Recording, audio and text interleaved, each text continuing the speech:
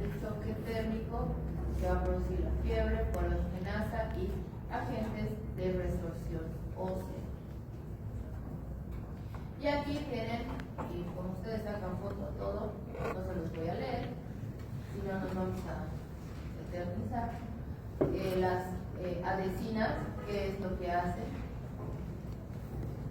La adherencia que tienen en las fimbrias, ¿no?, que van a adherirse al tejido, las vesículas formadas por los polisacáridos, las invasinas, ¿sí?, que se van a unir a los receptores de transferrina, las bacteriocinas, que van a evitar, o sea, van a formar competencia con otras bacterias, entonces para quitar el nutriente a otras bacterias y nicho también. El 30%, esto es bien importante, de agregatibacter son resistentes a la penicilina, ¿ya? Cuando nosotros tenemos sospecha de fiebre reumática o de carditis por estreptococo piógenes, ¿cuál es el tratamiento? Penicilina. Y si no realizamos bien el diagnóstico, pues va a fracasar nuestro tratamiento, ¿no? También ¿qué tipo de resistencia a la penicilina tiene? Por alteraciones de la PBP, o sea, una resistencia no enzimática es alteración del sitio blanco, que son las proteínas fijadoras de la penicilina. Y también el 82% son resistentes a la tetracyclina, ¿no? Entonces esto es bien importante. Yo puedo hacer un antibiograma y esto me sirve de diagnóstico. Si me sale resistente, digo, entonces sí es agregativa. Son resistencias naturales que tiene esta bacteria. ¿Ya? Tenemos acá las leucotoxinas de la bacteria y su acción bien detallada.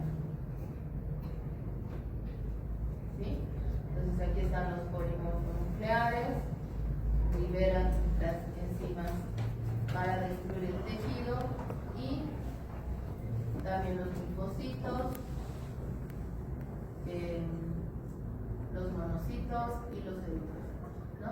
Entonces fíjense que toda esta cadena, esta cascada de citoquinas y demás, hace que haya una destrucción periodontal, haya una deficiencia de los factores y esta lisis de eritrocitos que va a causar que se libere la hemoglobina, ¿verdad? Y este es el factor nutricional para el agregativo. Entonces, ese es el mecanismo por el cual produce la infección o la inflamación periodontal. ¿Sí? Entonces aquí está. ¿Ya están todos certificados?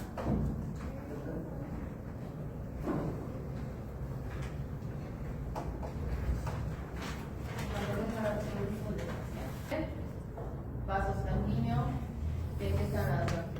Entonces sencillo. ¿Se dan cuenta? Entonces, cuando la bacteria se adhiere al tejido, causa la inflamación, que es la gingivitis. Luego ingresa al vaso sanguíneo, causa toda la parte inflamatoria, ¿no? Y estos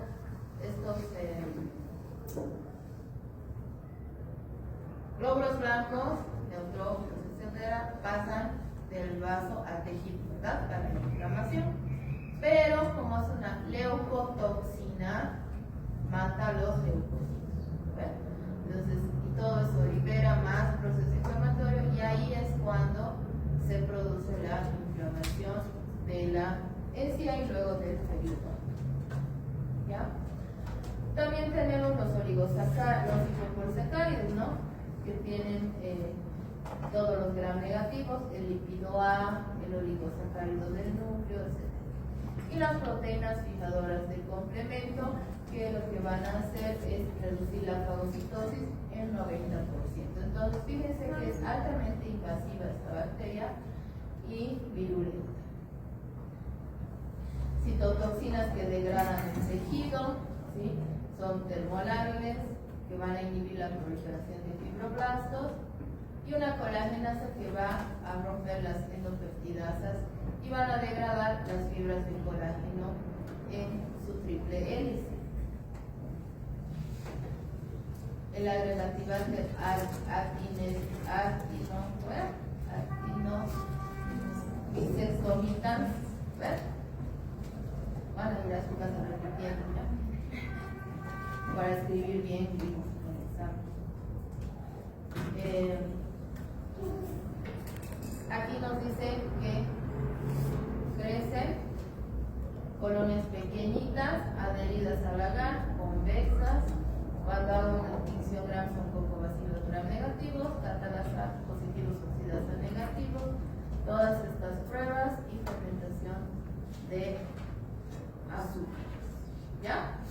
Eso en cuanto a los agregativos. Pasamos a la C de cardiobacterium. Su nombre lo dice, ¿no? Tenemos dos especies, Cardiobacterium hominis y valvarum. Básicamente es una bacteria que produce endocarditis. Rara vez produce otra cosa. Parecido a la pastorela, vive en la nariz, en la boca y en la garganta, a veces en otras mucosas. Puede presentarse de manera subaguda 2 a 5 meses, hasta 2 a 5 meses aparecer. Se va a presentar con esplenomegalia, con fenómenos inmunológicos que van a llamar la atención, y hago estudios y veo grandes vegetaciones, émulos en el endocardio, ¿no? Tiene 10% de mortalidad y destroza a tal punto las válvulas que se necesita un recambio valvular en el 30% de los que se infectan.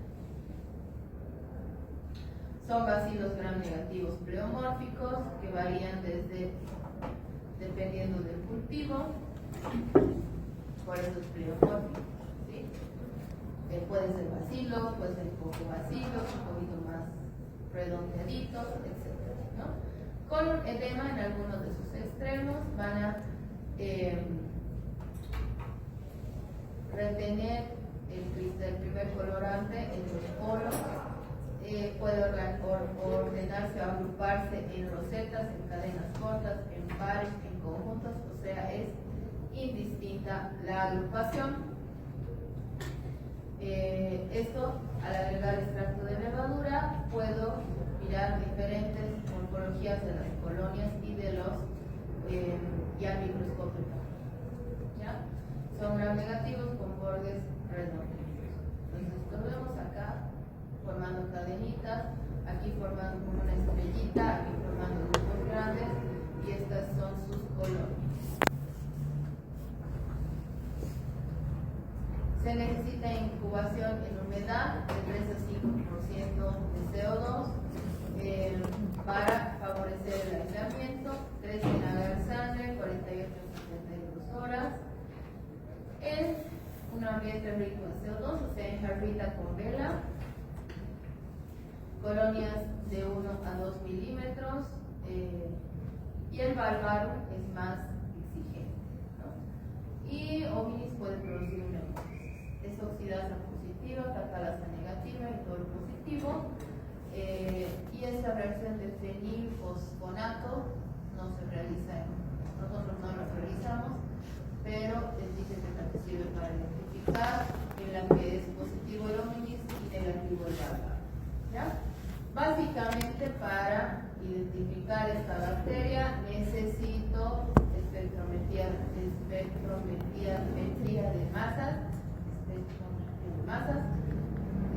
tipo Manitow, para identificar. ¿Ya? PCR del 16S, eso es básicamente la secuencia, ¿no? Fíjense que acá encontramos al valvarum y al hominis, ¿no? Aquí están los valvarum, diferentes cepas, y al hominis.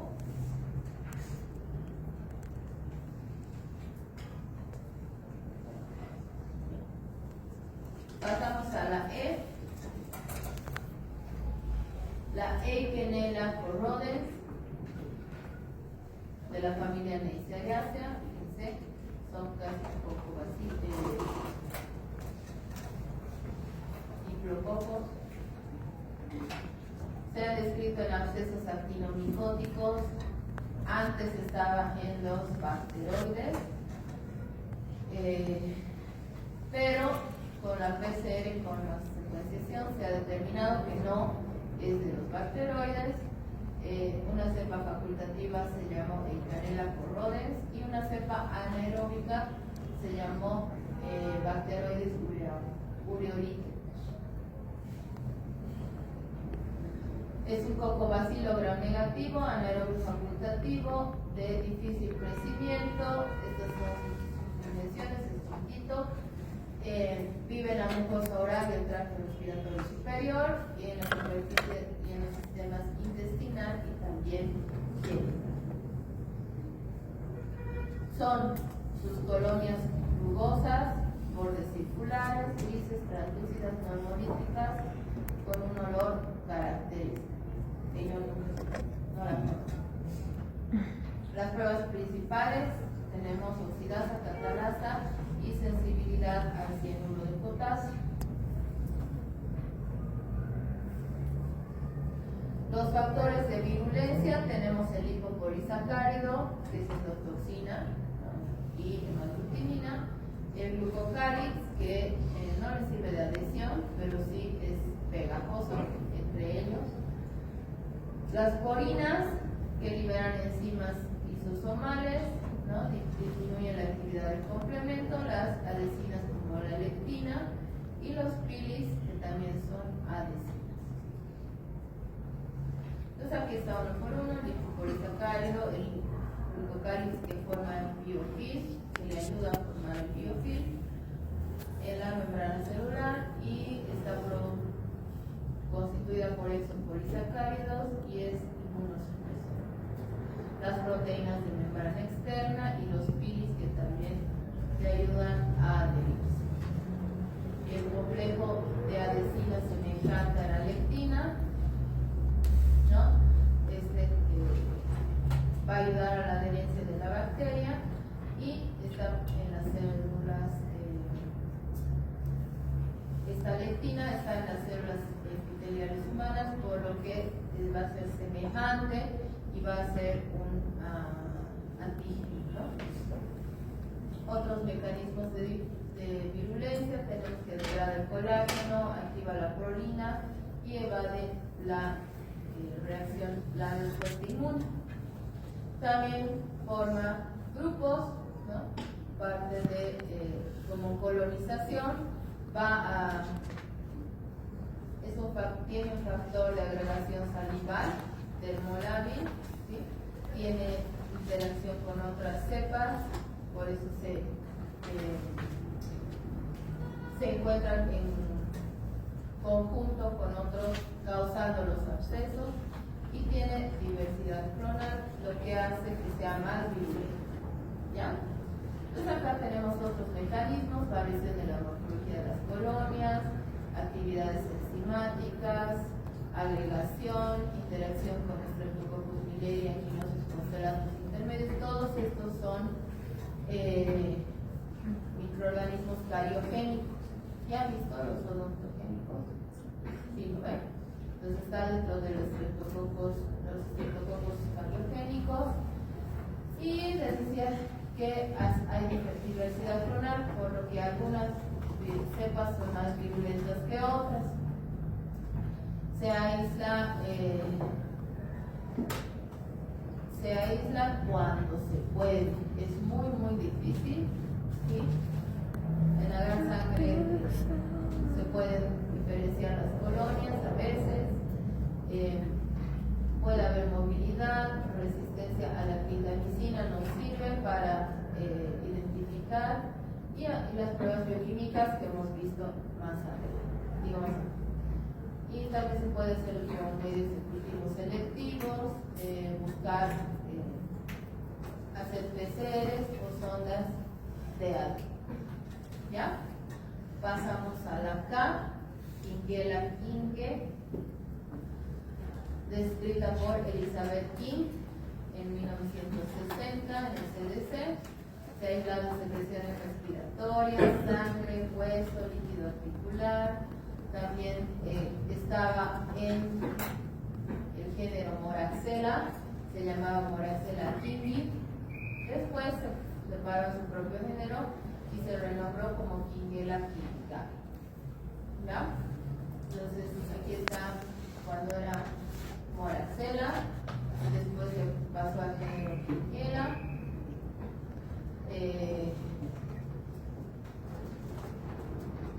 Se ha utilizado como cultivos para aumentar su detección.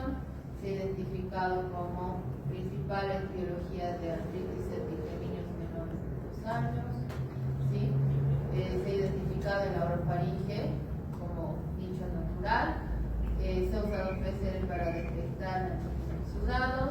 Se ha utilizado para en epidemiología, infecciones invasivas, en el portador y el estado del portador y la transmisión dentro de las familias, ¿no? Y la comunidad. Después se ha detectado como infecciones invasivas en guarderías, ¿sí? Causantes de esto. Se ha identificado la toxina RTX, que es un factor de patogenicidad. Después se ha secuenciado el genoma completo en 2012. Se identificaron las diferencias en virulencia en tejido entre diferentes cepas de Kingella. Se ha caracterizado la estructura filogenética de estas especies por espectrometría de masas. Y aquí se ha identificado que tiene una beta-lactamasa, ¿no? Hay clones que tienen beta-lactamasas y se ha identificado un polisacárido en su cápsula, ¿no? Es una sola especie, la Kingella kingi,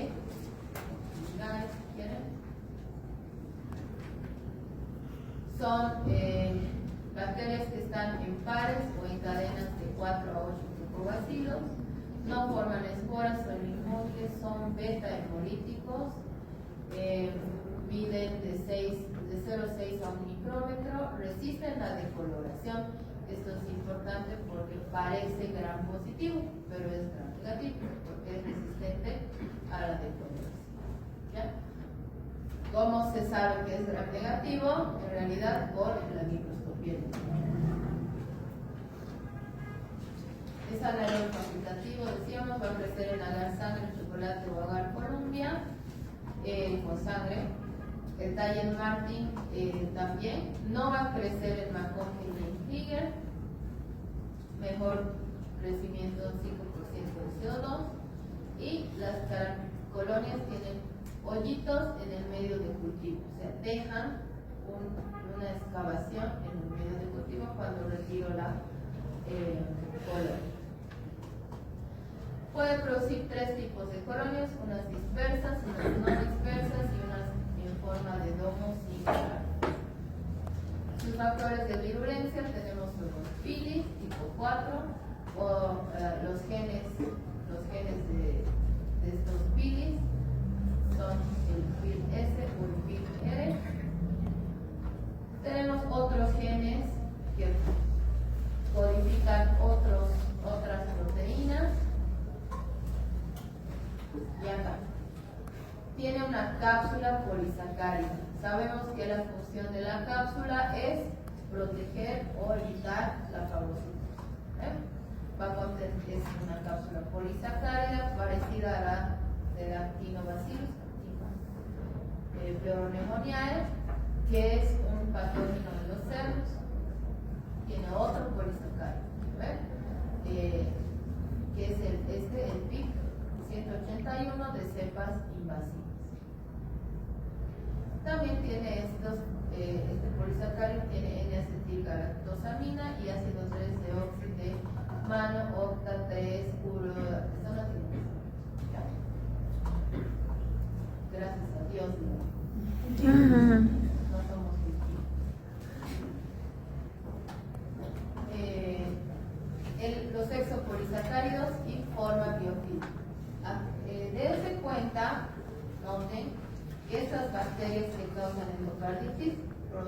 biofilm.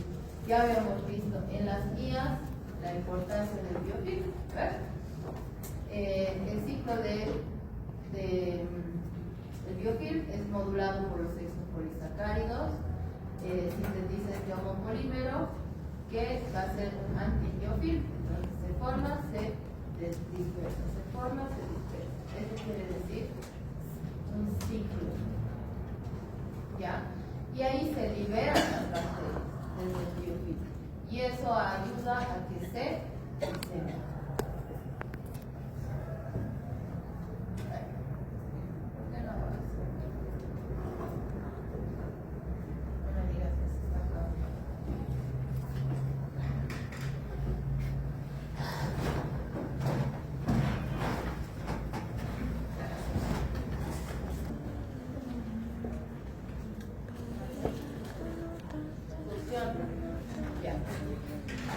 La toxina de la quinquela, voy a ir al otro lado. La toxina de la quinquela es la toxina RTX, que se encuentra en un gen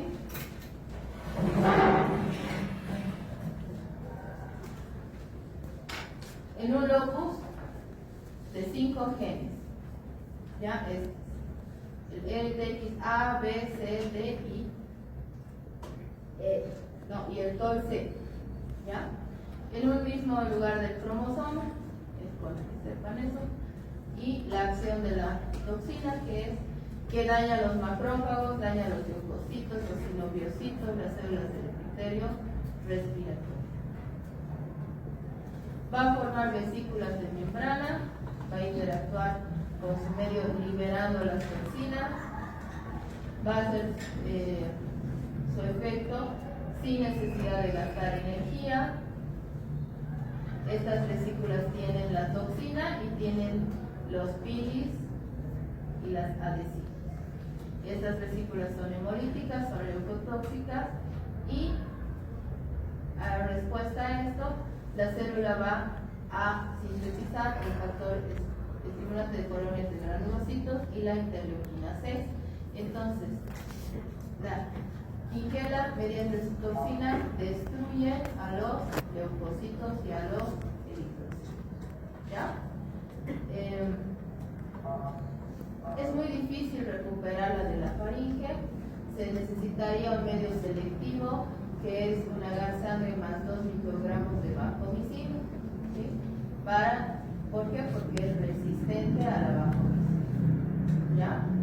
Y por medios moleculares, pues vamos a hacer PCR detectando los genes de la toxina. Eso es lo más fácil, ¿ver?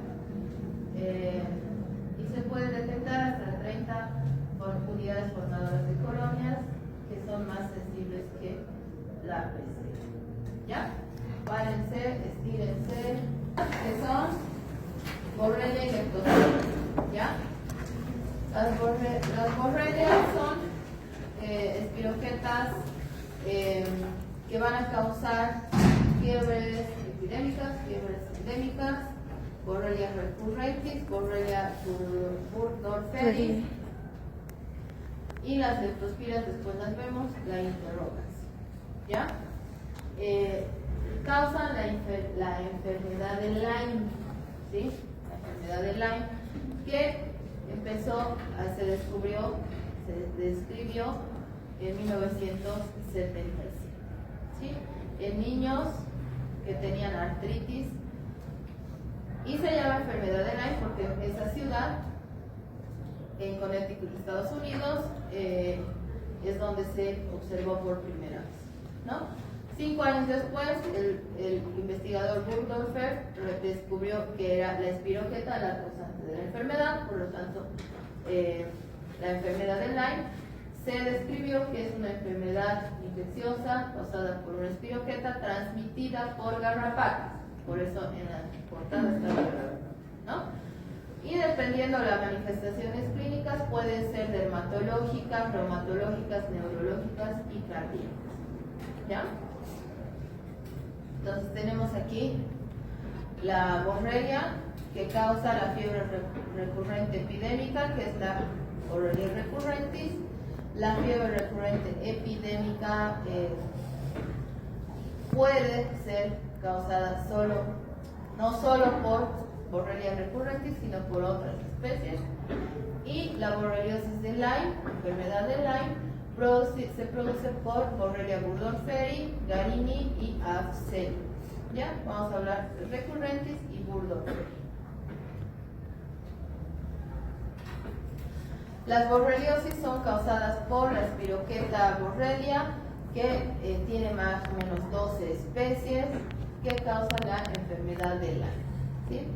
Hay 40 especies causantes de fiebres recurrentes, pertenece a la familia de Spirochetaceae, ¿sí? Donde están también los treponemas, ¿verdad? Si nosotros hacemos tinción, ¿se acuerdan? Las treponemas no se tiñen, ¿verdad? No se tiñen porque son demasiado delgaditas. En cambio, las borrelias sí. Las borrelias sí tienen pared gram negativa y se tiñen con bien suavito, pero con gram se puede teñir, ¿no? También con Giemsa o con Wright, porque se encuentran en la sangre, ¿no? En estas personas con fiebre recurrente las vamos a encontrar entre los eritrocitos. Fíjense aquí, ¿verdad? ¿Se acuerdan que los treponemas tienen ondulaciones simétricas, como la espiral de su cuaderno? ¿Verdad? En cambio, las borrelias tienen ondulaciones asimétricas, unas grandes, unas chiquitas, más planitas, ¿ya? Son altamente móviles y su pared es gram negativa, ¿ya? Dependiendo qué vector utilizan, también se clasifican las infecciones, ¿sí? Fiebre epidémica, piojo del cuerpo, ¿sí? Pediculus, ¿ya han visto? Todavía para ¿no? Ya, Pediculus humanus, ¿ya? Pediculus humanus, el piojo del cuerpo. Fiebre endémica, ¿sí? La garrapata suave o la blanda, no suave, blanda, ¿sí? Soft. Y la enfermedad de Lyme se transmite por la garrapata dura, ¿ya? Entonces hay dos, estas garrapatitas tienen como un escudo, si quieren como un caparazón, este chiquitito, ¿sí? Duro, de queratina. Entonces es bien difícil aplastarlas, matarlas, porque es duro, son duras. Entonces por eso se llama garrapata dura, y la otra es garrapata suave, es blanda. ¿Y quiénes son los reservorios de la fiebre epidémica? Los humanos. De la fiebre endémica, los roedores, y también obviamente las garrapatas. Y de la enfermedad de Lyme, los roedores, los ciervos domésticos, las mascotas que son reservorio también de las garrapatas, ¿no? Los perritos, gatitos, y en Estados Unidos los venados, ¿ya? Los ciervos.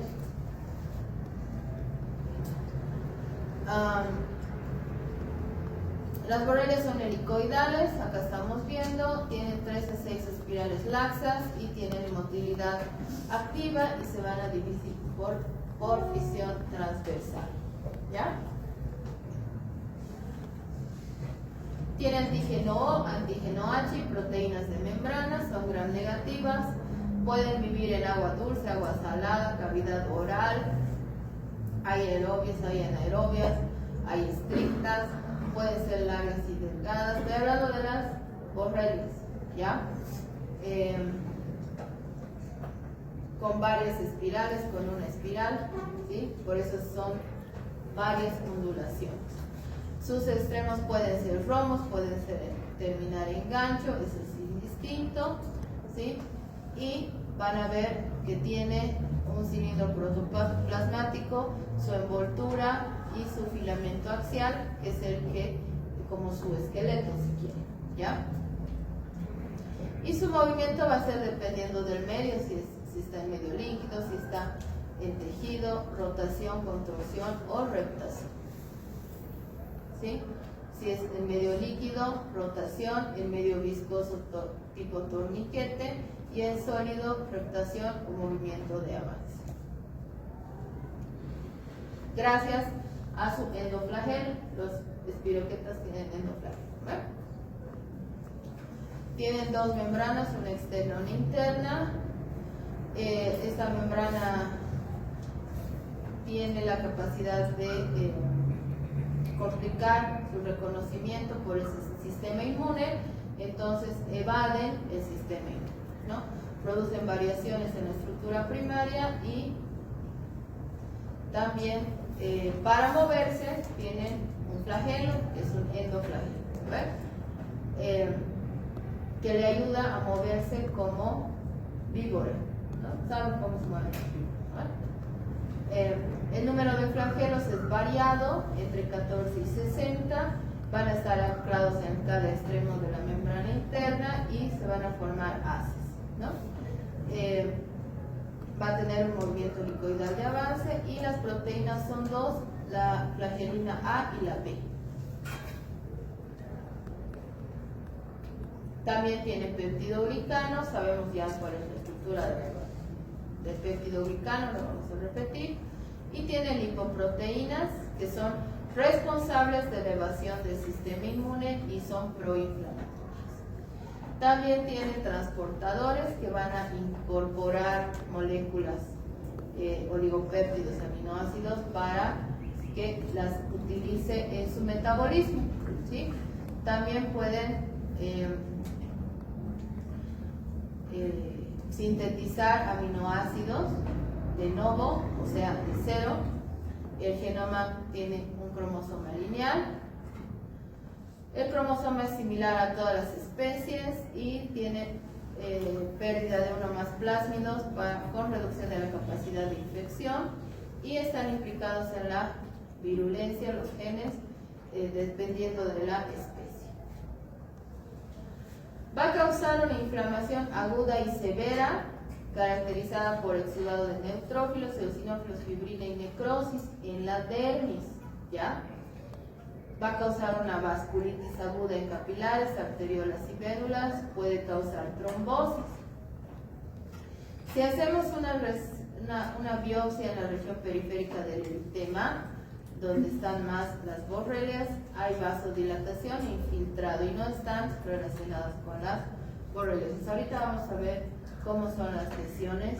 Son, para que se acuerden, está así, rojo, blanco, ¿ya? La fiebre recurrente podemos encontrar donde hayan garrapatas, puede haber fiebre recurrente. Va a determinar los ciclos enzóticos de las garrapatas. Esto espero que lo vean en parasitología, pero el ciclo de la garrapata, el ciclo biológico dura 2 años, ¿sí? Desde que nacen hasta que son adultos, ¿ya?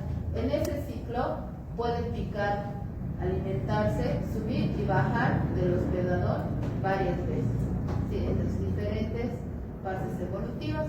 Entonces, eso hace que también sea estacional la aparición de esta enfermedad. Borrelia recurrentis es solo transmitida por piojos, ¿no? Y se transmite de persona a persona por pedículos humanos, ¿no? Después de que el piojo ingiere sangre humana, las espiroquetas pasan al intestino medio del piojo, del piojo y se multiplican en la hemolinfa de este. Y si yo aplasto los piojos con la mano, ¿no? Se liberan microorganismos infecciosos, ¿no? Que pueden penetrar la piel o las mucosas. La fiebre recurrente transmitida por garrapatas es cuando una garrapata blanda del género Argas, ¿sí? O del género Ornithodorus pueden transmitir, ¿ya?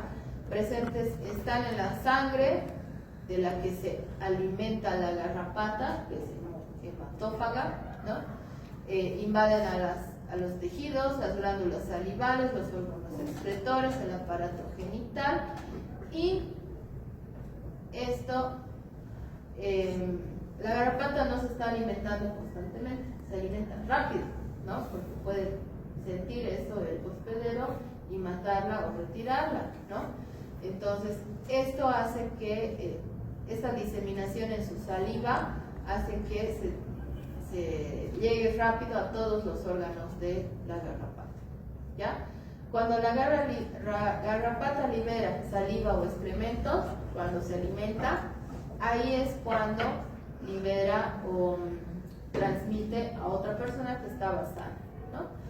Durante la fiebre, las borrelias se multiplican en la sangre y alcanzan concentraciones de hasta 100.000 microorganismos por mililitro de sangre. Una garrapata infectada transmite la enfermedad de Lyme tanto a humanos como a animales, y los animales ahí se vuelven reservorios, ¿sí? O autoinoculación cuando por las heces, ¿no? Cuando la garrapata se alimenta y defeca al mismo tiempo. Las que permanecen en el cuerpo por más de 12 horas, seguro que van a transmitir la enfermedad. El riesgo es de 48 a 72 horas después del contacto. Y las garrapatas permanecen en el cuerpo sin que la persona se dé cuenta, y ni se nota, a veces ni se dan por enterados que les ha picado, ¿sí? Son bien pequeñitas. Esto es la lesión, esta es la lesión característica de la borreliosis, ¿sí? Se llama eritema, ¿dónde está? Eritema, ahorita les digo, Diana, algo así. La presencia de la bacteria en sangre va a causar alteración de conciencia, adinamia, petequias, que son manchitas hemorrágicas en la piel, dolor a la palpación abdominal, va a tener hepato y esplenomegalia, menos frecuente rigidez de nuca, tos, etc. La fiebre se llama recurrente, ¿verdad? Porque la fiebre baja, puede haber taquicardia, taquipnea, inicia y termina en forma brusca de 3 a 6 días, y después puede haber shock, hipotensión, muerte, y el exantema puede ser macular o vacular, ¿ya? De 7 a 10 días de fiebre, los síntomas aparecen de nuevo, la duración y la intensidad disminuye. La fiebre recurrente en el embarazo va a asociarse a mayor mortalidad y morbilidad infantil, y se tiene que diferenciar de las dermatofitosis.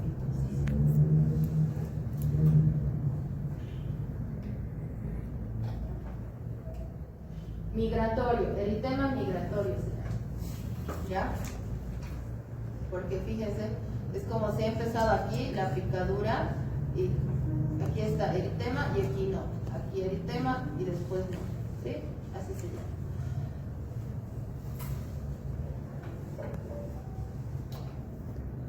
El paciente va a tener un dolor muscular, dolor articular, cefaleas, escalofríos, fiebre, fatiga, adenopatías, esplenomegalias, ¿sí? Puede pasar a las articulaciones, al corazón, ¿sí? Y después de semanas o meses pueden experimentar taquicardia irregular, o sea, a veces tiene, a veces no tiene. Dolor e inflamación de articulaciones como las rodillas, anomalías del sistema nervioso y daño permanente de las articulaciones, ¿sí? A ver, es el eritema migratorio, ¿sí?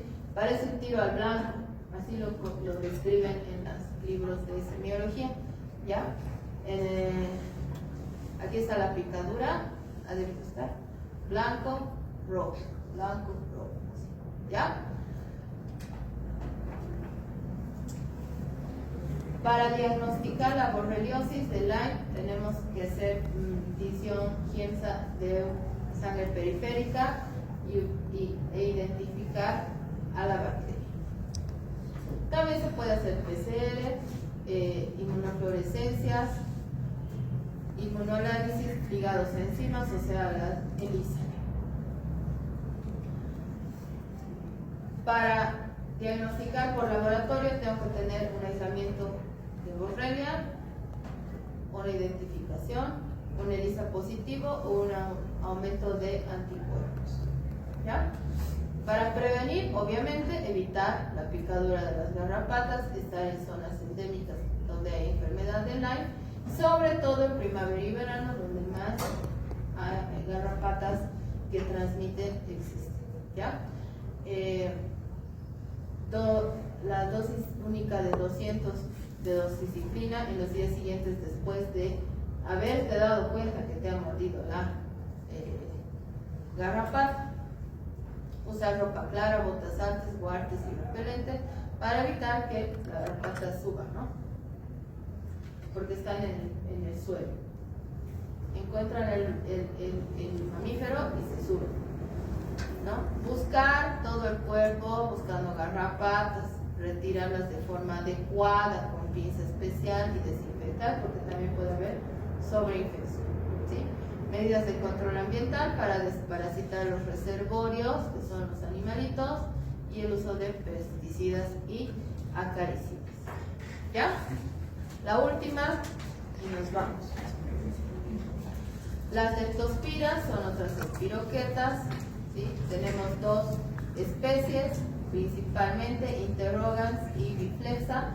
Fíjense la cantidad de serotipos que existen, pero a ver, son en general 3 géneros, 17 especies. Acuérdense de interrogans y biflexa. Punto. En este caso, las leptospiras no tienen ondulaciones, tienen angulaciones, ¿sí?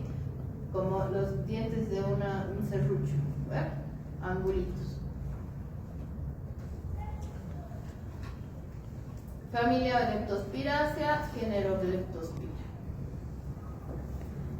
Tienen extremos de gancho, ¿no? Son espiroquetas delgadas, enrolladas, con 2 flagelos periplásmicos.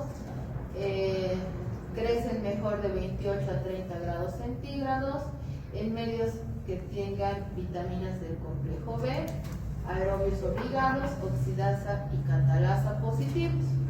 ¿Sí? Leptospira interrogans produce la enfermedad de Weil por contacto directo con tejidos del animal infectado. El animal infectado es generalmente el ratón, ¿sí? Por eso estaba en la carátula del ratoncito, ¿no? Está en la orina del ratón y sabemos que y en las heces, entonces puede diseminar donde hayan ratones, hay orina de ratón, ¿no? Y estar en contacto pues puede contaminar el agua y el suelo. Son pacientes que van a tener ictericia, hemorragia cutánea, fiebre, escalofríos y dolor muscular. ¿Ya? Es un periodo de incubación entre 2 y 20 días. En la primera semana hay leptospiras en sangre, después pasa al líquido cefalorraquídeo, después en la orina de los reservorios, en la orina de las personas. En cuanto a anticuerpos, aumenta primero la IgM, luego va bajando y a las 2 semanas empieza a aumentar la IgG, casi como cualquier infección, ¿no? Y se va a detectar ambas más o menos a las 4 semanas, ambas elevadas, ¿no? En cultivos en sangre, durante una semana, después desaparece, lo mismo en líquido cefalorraquídeo hasta 2 semanas, en orina también se va a encontrar hasta 4 semanas y la serología, como están viendo acá, pues desde la fin de esa primera semana vamos a encontrar anticuerpos hasta la 4ª semana más o menos, ¿sí?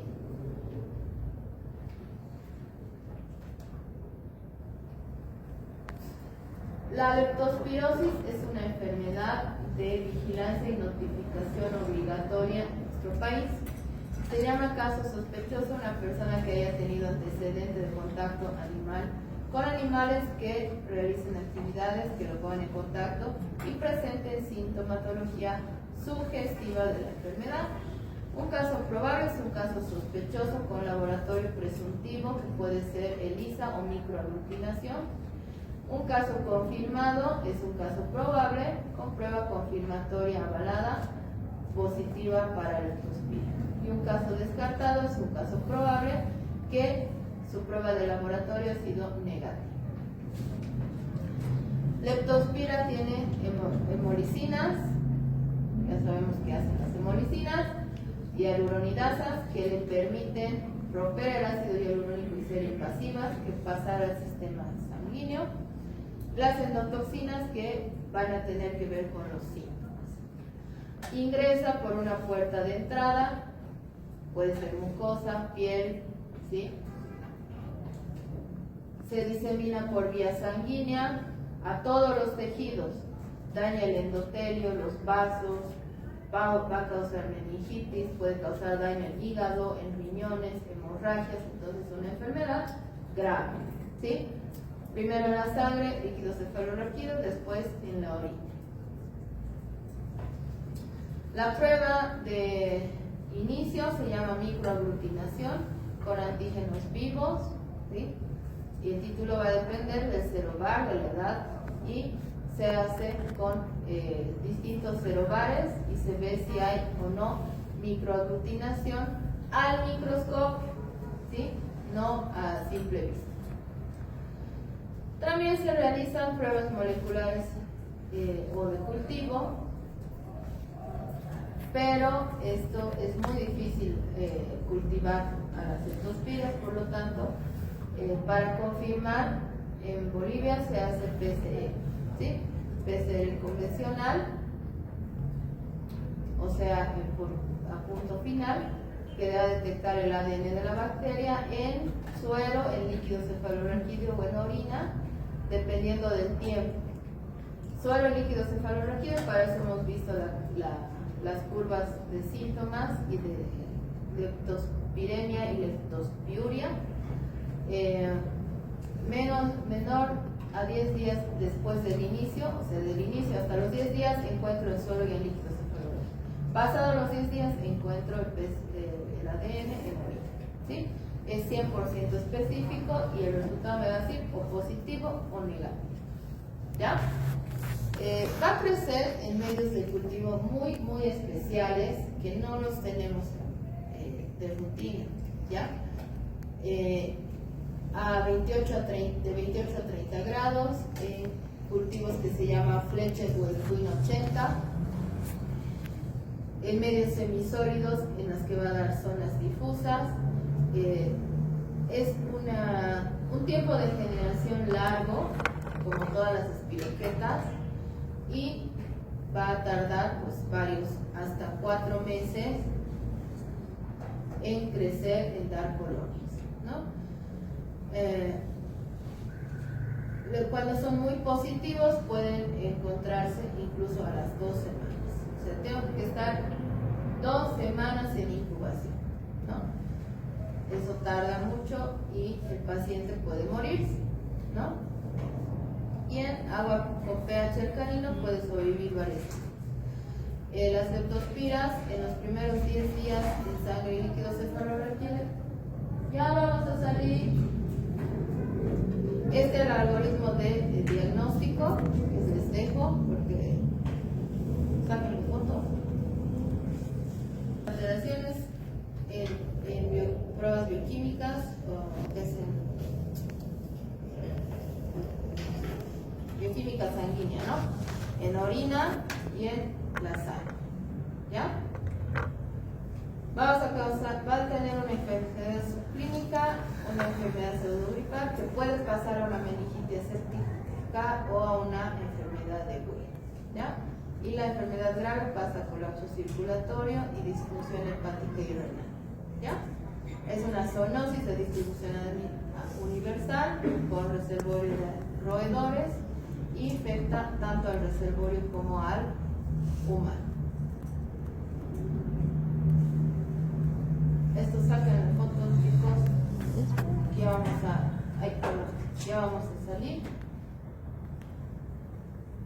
Pensé que no tenían parásitos. Bueno, aquí. Ictericia. Principalmente va a ser una enfermedad que causa ictericia, entonces se va a diferenciar de la fiebre amarilla en nuestro medio y de las antivirus. ¿Ya? La patogenia, cómo se refieren los casos, las muestras clínicas, suero, líquido cefalorraquídeo, ya sabemos, cómo se previene, las diferencias entre treponemas, borrelias y leptospiras, entre las 3 espiroquetas y esos.